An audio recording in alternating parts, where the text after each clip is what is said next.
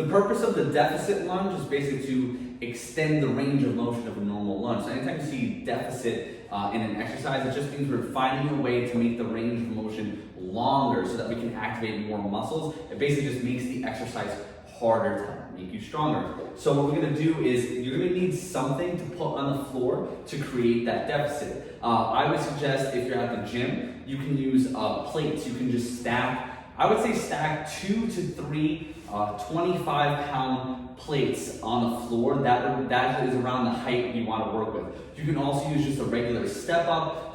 You can use mats like I'm going to show you right now. So for me, I'm going to stack 2 mats on top of each other. So 2 of these just basically floor mats that we use to kind of protect our knee. So that's going to go on the ground. And then I'll load the weights up at my sides. So shoulder blades back. One foot is going to go on the mat. That's the leg that I'm working. So what I'm going to do is I'm going to step on the mat or whatever I'm using for the deficit, shoulder blades back. Now I'm going to work my left leg. I'm going to step with my right leg off. Toe touches the ground first. And I'm going to bring my knee all the way down to the ground. So this is more range of motion than I would get on a normal lunge.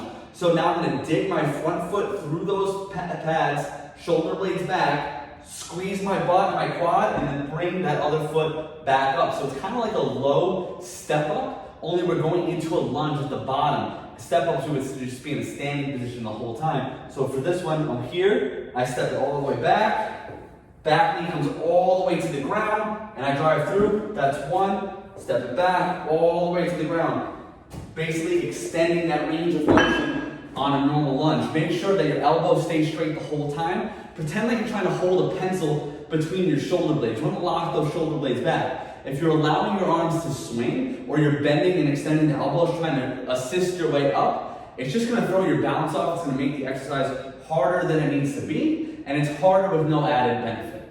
Make sure that back knee touches the floor. That's very important because if your back knee is not going to the floor, then you're not extending the range of motion on the lunge, and it's pointless to have your foot up on something. The point of a deficit is to make the range of motion of the exercise longer. So if you're not going all the way to the floor, then having your foot on the plate is not making a difference. So if you don't have the mobility to go all the way to the floor in a deficit lunge, then you need to just start with regular lunges or start with a lower deficit. Make sure you can get your back knee all the way to the floor. You may need to start out with no weight. That's totally fine. If you're working a deficit lunge, the important part is getting a longer range of motion. So it's more important to drop the weight and go full range of motion than it is to load up the weight and do half reps, which are not even full range of motion for a regular lunge.